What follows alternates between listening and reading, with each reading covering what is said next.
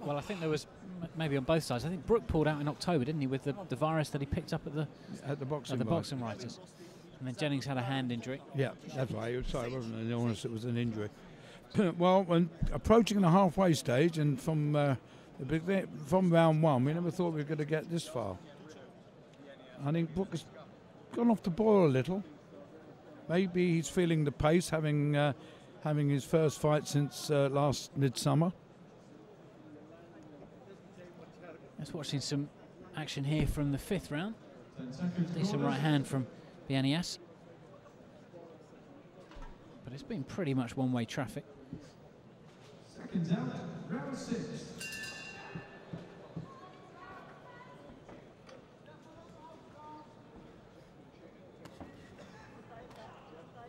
Three jabs to open the round from Kell Brook.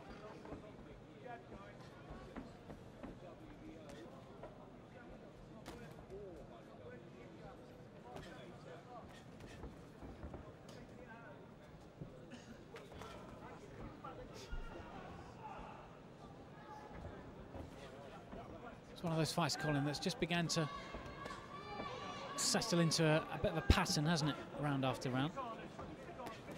Yeah, as I say, Brook has certainly slowed down in the last round or two. Whether he's just, as they say, playing possum, and suddenly he will burst into life again.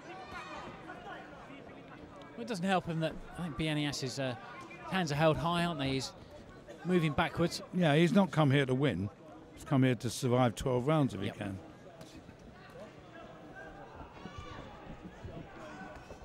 And it's like boxing can be compared to a football team with, 6 men strung across the middle of the park. Absolutely.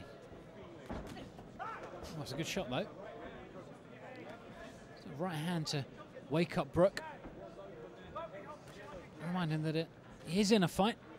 It might have turned into something of a sparring session these last couple of rounds. Bienias isn't the Intercontinental champion for no reason. I don't know whether you feel that some snap has gone out of Brook's punching. Oh, yeah, absolutely. It's cool with 3 or 4 left hands there. I just wonder what's happened here to Brook. He looks so good rounds 1 to 3. Yeah, he may be getting tired. As I say, having had just 3 fights in the last 14 months. Well, this is certainly the least impressive round we've seen from him.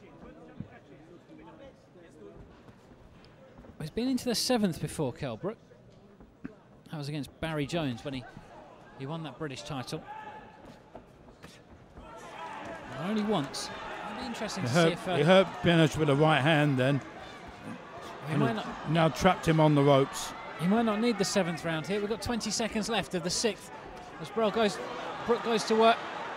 And referee Victor Loughlin has decided that he's seen enough. We were just...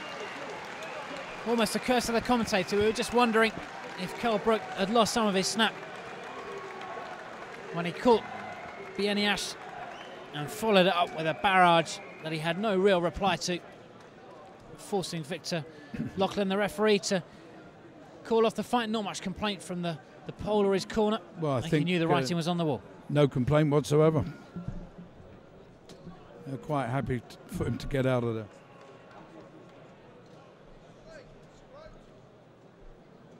Well, he didn't quite reach halfway, and as I say, he did seem to get tired in the last round or two.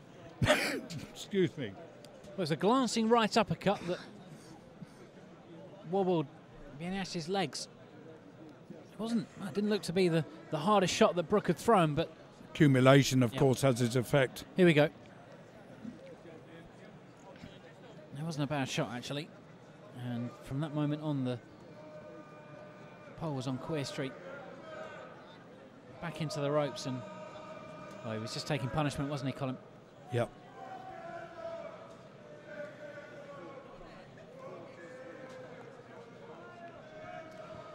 So Brook becomes the WBO Intercontinental welterweight champion with a 6th round stoppage win, and he moves to 21-0. Here's the official result. 7 seconds of round 6. Your referee, Victor Lachlan, has stopped the contest.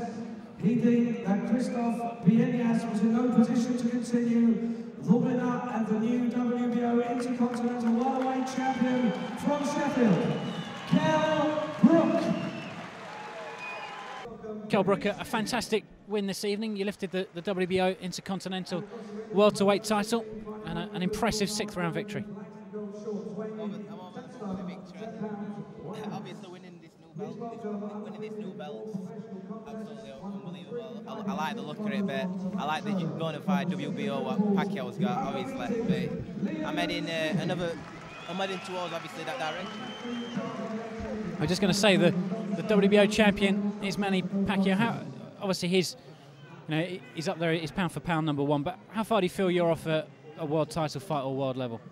Well, after today, obviously I knocked a bit of rust off. I've been in ring for 8 months, so with top guys like Bienias is always good. So obviously top people in top 5, top 10, and box at that level and then go from there. You made a fantastically fast start this evening, and then dropped off in rounds 4 and 5 before the stoppage in the 6th. Was that part of the game plan? Were you struggling because of the ring rust at all, or? Obviously a bit of ring rust, but it were obviously with plan as well, because Junior started fast, so I thought I'd start same as him, and then just slow it down and get more rounds, slow it down and get the rounds in. And how tough is it for you at the moment to actually get the rounds? Just looking at your record, I don't think you've been beyond 7 rounds at all. Do you feel that you need maybe to go 10 or 12 rounds to get the experience, or is it just a question of your knockout who gets put in front of you? Obviously knocking them out's always good, but you need to obviously get the rounds in to box them top level guys, because they're obviously you're not going to walk straight over them. They're going to take you 10 and 12 rounds, so it's good to box guys what are good but not great to get there. You've had 8 months out. You mentioned it. I know you want to be fighting a lot this year. What's the plan? A fight in 5-6 weeks? Oh, definitely. Frank's going to keep me busy now. So now I'm going to be on. When Frank comes up to me, he'll probably come up to me tonight and say, "You're on such and such a date." Maybe Kevin Mitchell and Kat say this at Wembley. So I'll just go from what Frank tells me to do. I know on the Michael Jennings fight, you were supposed to fight Jennings actually here in October, and it fell through for various reasons.